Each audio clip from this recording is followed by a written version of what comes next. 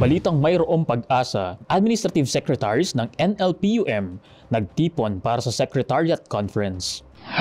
NDR, IEL at Women Empowerment and Consultation Workshop isinagawa sa South Central Luzon Conference Pavilion. Masiglang nakaisa ang mga Adventistang kabataan kasama ang kanilang mga kaibigan sa pagdiriwang ng Global Youth Day ngayong taon sa pamamagitan ng pagsasagawa ng iba't ibang programa at serbisyong pangkomunidad. Sa iba't ibang lugar sa buong Luzon, kanilang ibinahagi ang pagmamahal at malasakit sa kapwa sa pamamagitan ng outreach programs, community service at iba pang makabuluhang aktibidad na naglalayang ipakita ang diwa ng paglilingkod at pananampalataya sa Diyos. Lahat ng yan, iahatid mula sa tanggapan ng Hope Channel North Philippines. Ito ang Hope Today, HCNP News.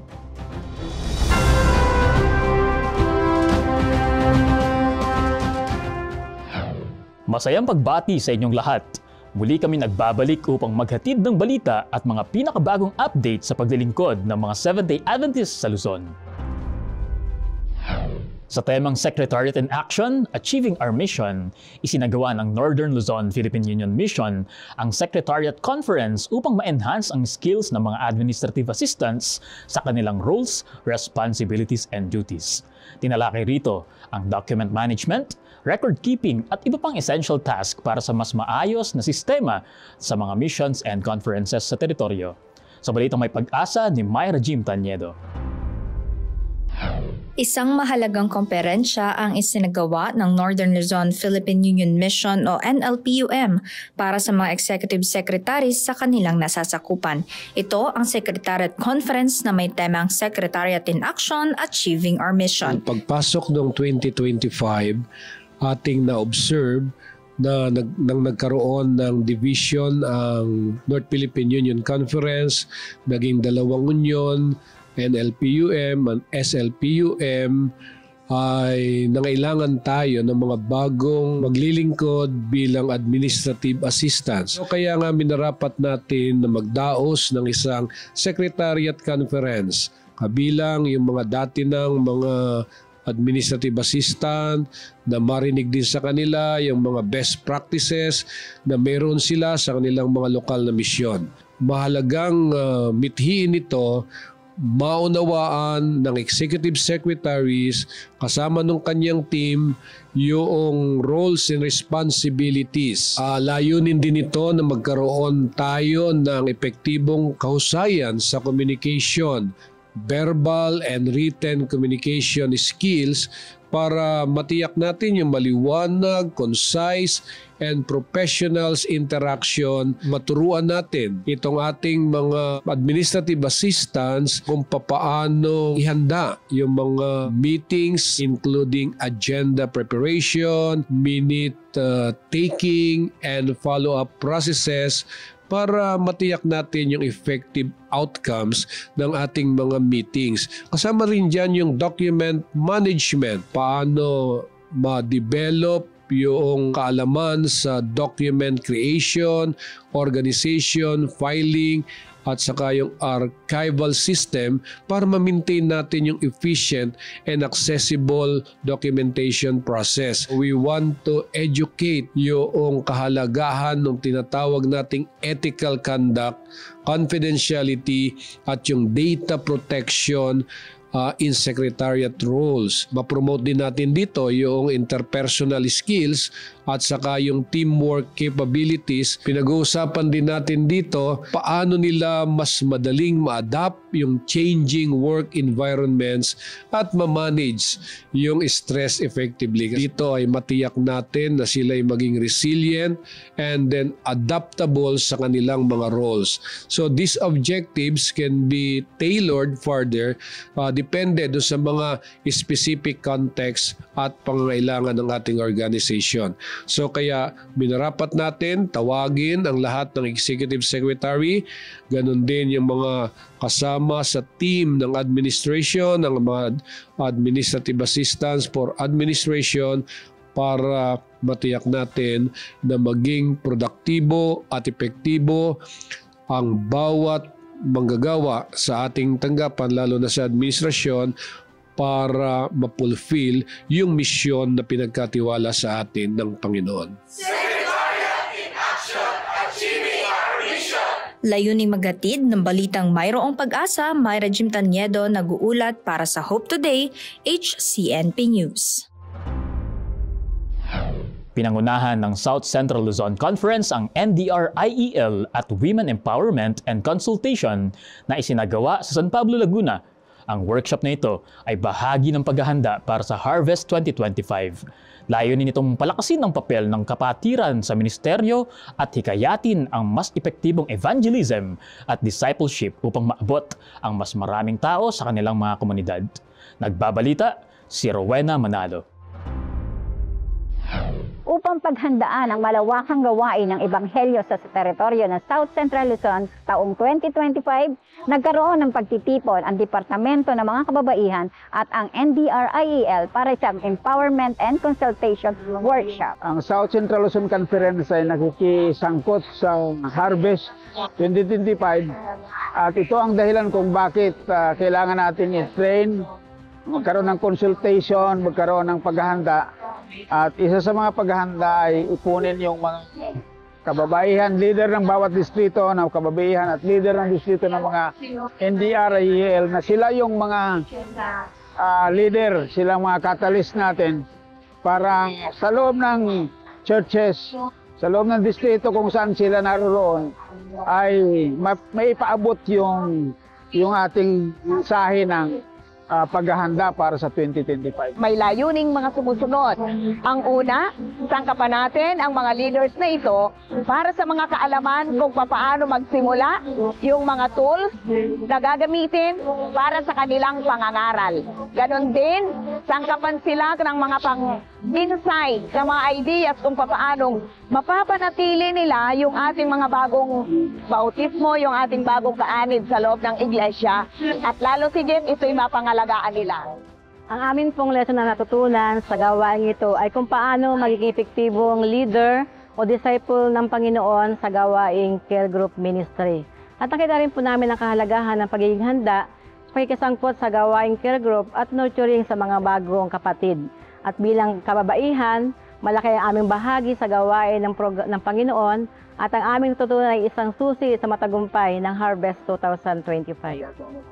Very timely sapagkat napigyan ng pagkakataon ng ating mga kapatid na maintindihan at madinig din yung aming boses pagdating sa aming ginagawa sa aming mga churches. Of course, all the learnings na aming natutunan ay ibababa namin sa lahat ng ating mga care group.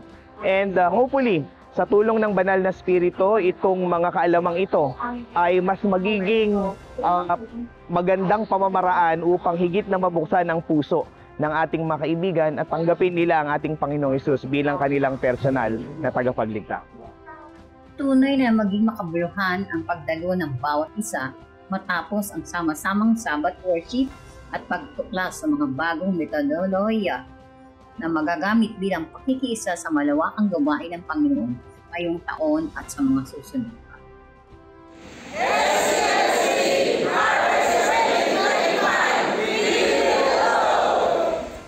Mula rito sa SCLC Pavilion, San Pablo City, Laguna, ako si Rowena Manalo, nag-uunat ang balitang may pag-asa para sa Hope Today. Masiglang nakiisa ang mga kabataan sa Sariaya, Quezon sa Global Youth Day ngayong taon sa pamamagitan ng isang coastal cleanup. Sa sama-samang pagsisikap, kanilang nilinis ang tabing aplaya sa Gisgis, Quezon bilang pagpapakita ng malasakit sa kalikasan at komunidad. Ang kaganapan, iahatid ni Rowel Velonza. Matagumpay na nakibahagi ang mga kapatiran sa Sariaya District para sa pagdiriwang ng Global Youth Day sa pamagitan ng coastal cleanup na ginanap sa Sitio Aplaya, Barangay Gisgis, Sariaya, Quezon noong March 16, 2025. Maagang nagtungo sa coastal area ang mga Adventist youth ng Sariaya District na buong sinuportahan ni District Pastor Johnson Gomez, mga elders at mga magulang upang isagawa ang sama-samang paglilinis sa naturang lugar. Layunin ng gawaing ito ang tulungan ng komunidad doon upang pangalagaan ang kalikasan sa pamagitan ng paglilinis o pamumulot ng mga kalat-kalat na basura sa tabing dagat at upang ipakita sa mga tao ang kahalagahan ng malinis na kapaligiran at likas yamang ginawa ng Diyos.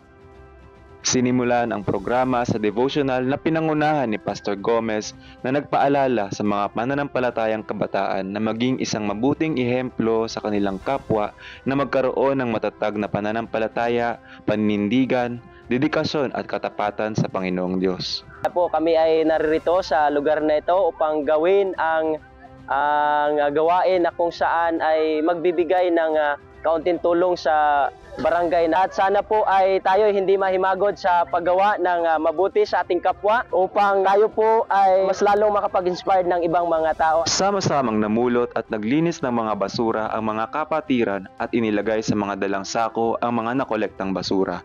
Higit sa 10 sako ang napuno mula sa coastal cleanup na ito. Ako po ay nagpapasalamat sa inyo pong buong pusong pagsuporta sa amin pong gawain ngayong Global Youth Day 2025 na may temang Act a Community Transform. Matapos ang paglilinis, masayang-masaya ang mga kabataan at mga kapatiran sa ginawa nilang paglilingkod sa nasabing lugar. May mga tao rin sa komunidad ang nagpahayag ng pasasalamat sa kanilang ginawa. Nagkaroon po ng katuparan at nagkaroon ng kalinisan. Nakita ng mga taga-Gisgis na ang kasiglahan ng Sariaya District. Sisikapin ng mga kapatiran na may pagpatuloy ang ganitong gawain upang matulungan pa ang ibang komunidad sa nasasakupan ng distrito. Bilang tayo ay mga environmental steward ng ating Panginoon upang mapanatili nating malinis ang ating kalikasan at ito ay magsisilbing mabuting ehemplo sa ating komunidad na nandito at bilang bahagi po ng Global Youth Day na may temang A Community Transform. Community Transform!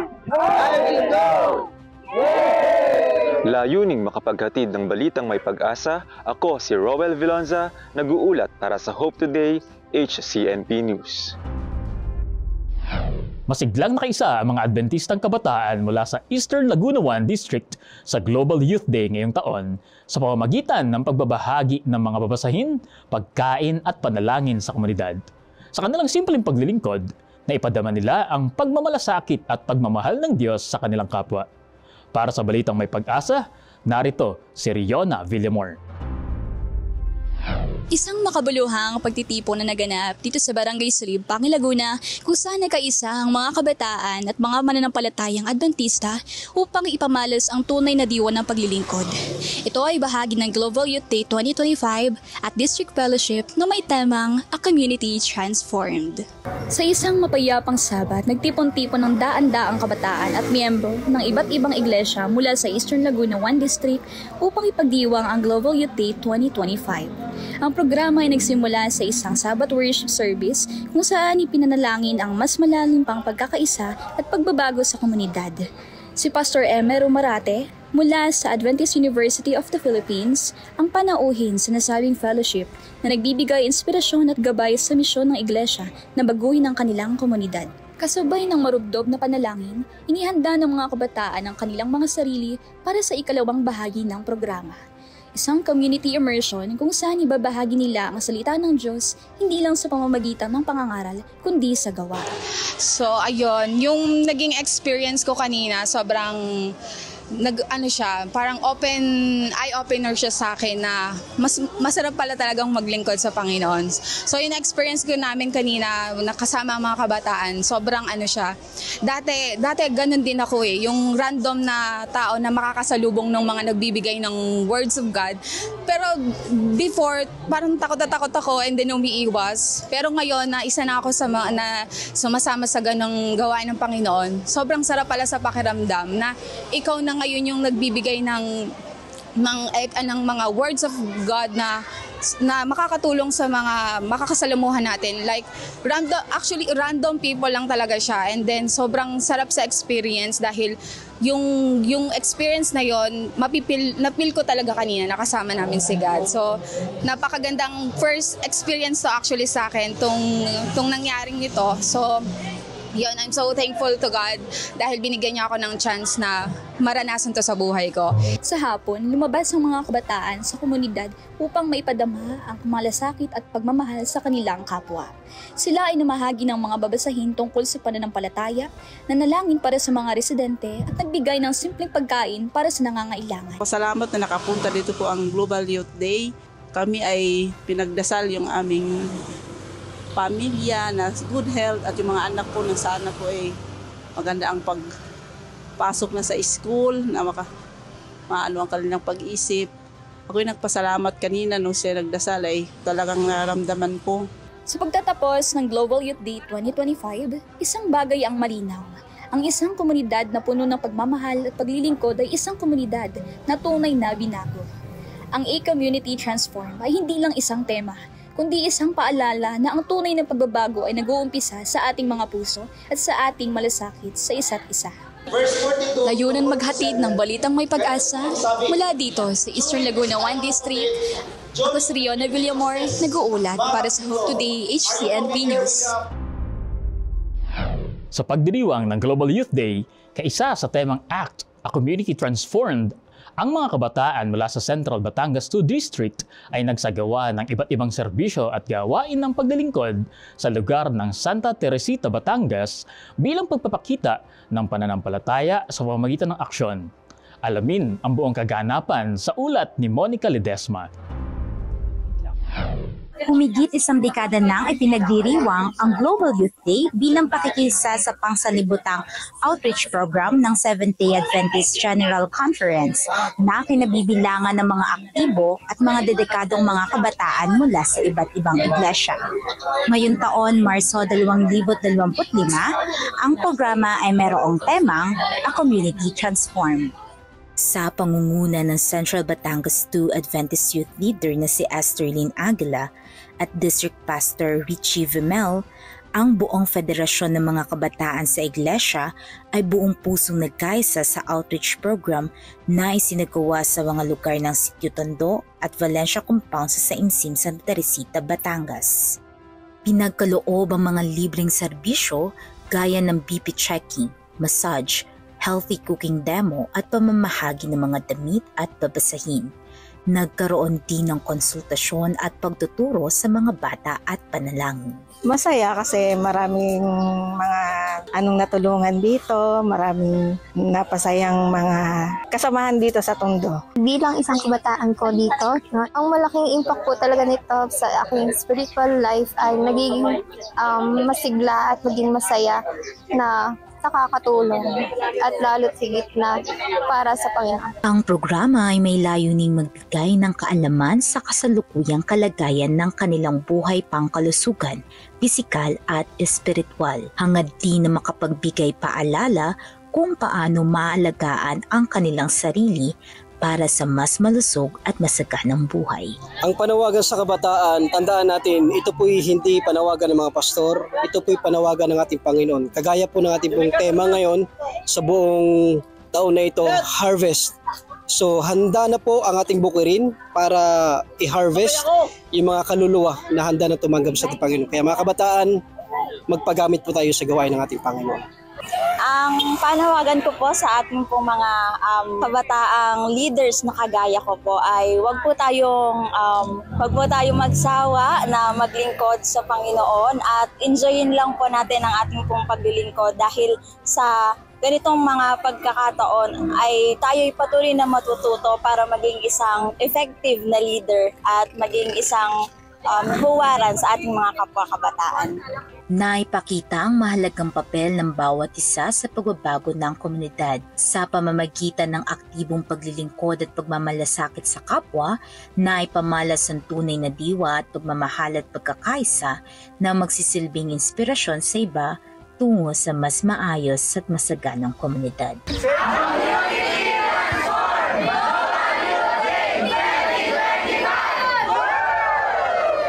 Layuning maghatid ang balitang may pag-asa.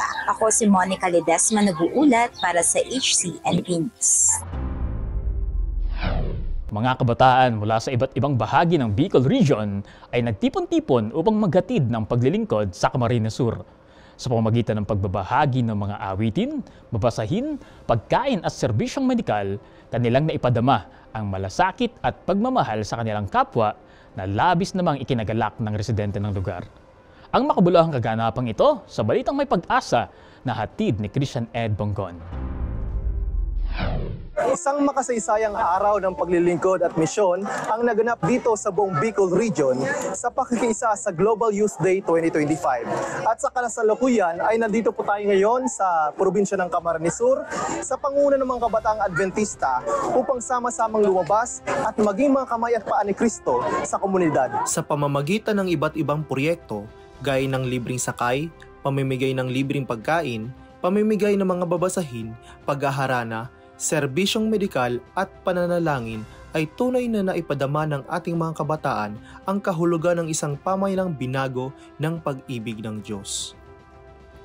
Saan mang dako, anumang lengguwahe o talento, ang pagkakaisa ay tunay na magbabago sa puso ng isang tao. Ang na-experience ko po ngayong GYD 2025, masayang makapag-share ng mga pabalita ng ating Panginoon. At kami po na-blessed sa pakakinig sa mga mensahe ng awitin na ito. At alam ko po na sa kanilang pagsisikap, sa kanilang buhay, itong mga ganitong klase ng mga programa, malaking tulong po sa kanila. Po ay masaya dahil naranasan ko po yung ganitong programa na ako po ay nakapaglingkod sa Panginoon at nakakatulong sa aming kapwa sa pamamagitan ng pagbabahagi ng mga awitin. Layunin ng programang ito na magatid ng inspirasyon at pagbabago sa komunidad sa buong mundo. Hindi lamang sa araw na ito, kundi sa araw-araw ay maipadama natin ang pag-ibig ni Kristo. A community transform. So sa amin pong ginawang compassion activity, so ang mga kabataan po ay dinisseminate po namin sa iba't ibang lugar dito po sa Tigaon, Camarines Sur para sila ay magbigay ng mga kanila pong nais ibigay sa mga taong nangangailangan. Nawa ito ay maging daan para maibsan ang kanila pong mga pangangailangan at muling maramdaman nila ang pag-ibig ng Panginoon. Po ay masaya sa aking nakita sa mga young people dito sa Camarines Sur na kung saan kanilang idinaos ang kanilang province-wide Global Youth Day. Nakita ko ang napakaraming mga kabataan with uniforms. Talagang sila ay naghanap ng kanilang mga maibibigay sa mga taong kanilang pupuntahan. Nakita ko yung meron silang ipinanalangin. Nakita ko yung mga kabataan na tuwang-tuwa nilang tanggapin yung mansanas at mga pagkain. At natutuwa akong akong nakita yung mga magulang at pamilya na idadalangin sila. Napakasarap tingnan ang mga kabataan na sila ay willing na maglingkod sa Panginoon. Kaya nga ang mga kabataan na nakikinig sa oras na ito ay in-encourage ko kayo na huwag kayong tumigil sa paggawa ng kabutihan sa kapwa dahil ito ay magbibigay sa atin ng magandang kalagayan ng espiritual. Lalago tayo kung tayo ay maging involved. Tayo mismo ang unang makakatanggap ng benepisyo ng paglago dahil ito talaga ang ginawa ng ating Panginoong Jesus. So, huwag tayong titigil to show our love and kindness, care sa ating pong kapwa dahil ito ang gusto ng Panginoon. Mula dito sa probinsya ng Camarines Sur, teritoryo ng Southern Luzon Mission na may layuning makapaghatid ng balitang may dalang pag-asa. Christian Edros Lingbonggo nag-uulat para sa Hope Today, HCNP News.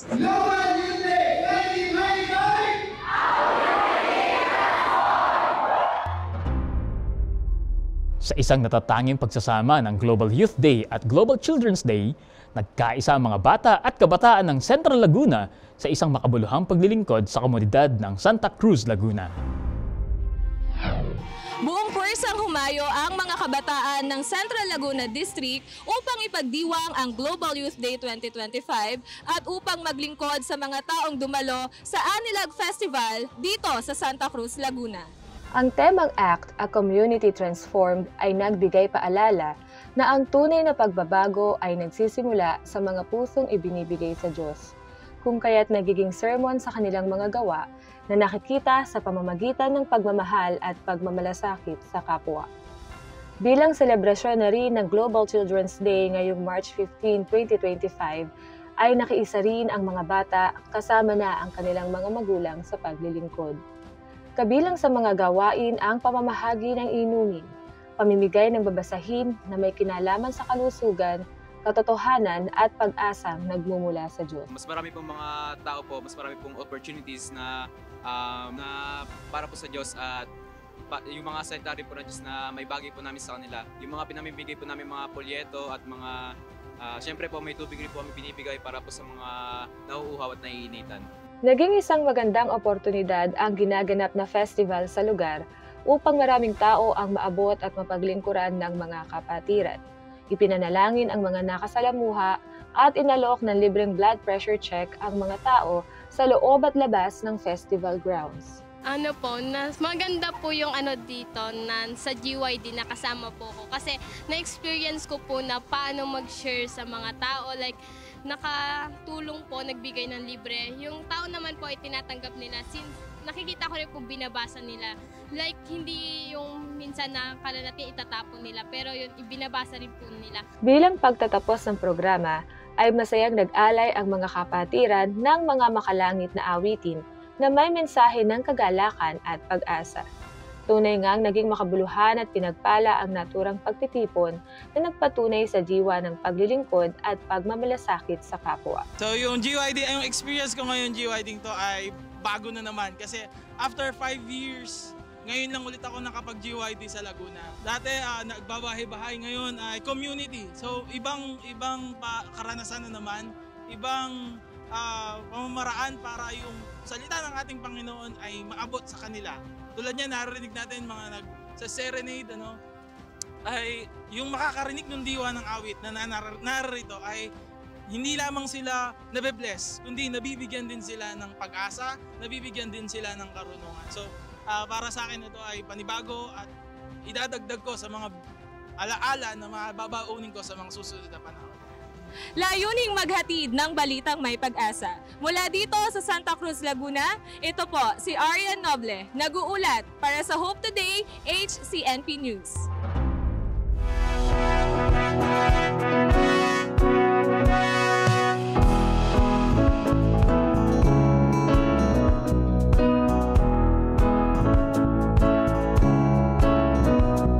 Sa AWR 89.1 FM, tunay na may good vibes, airwaves of love, from dusk till dawn, our love for you is strong. Sa good news at music we will go.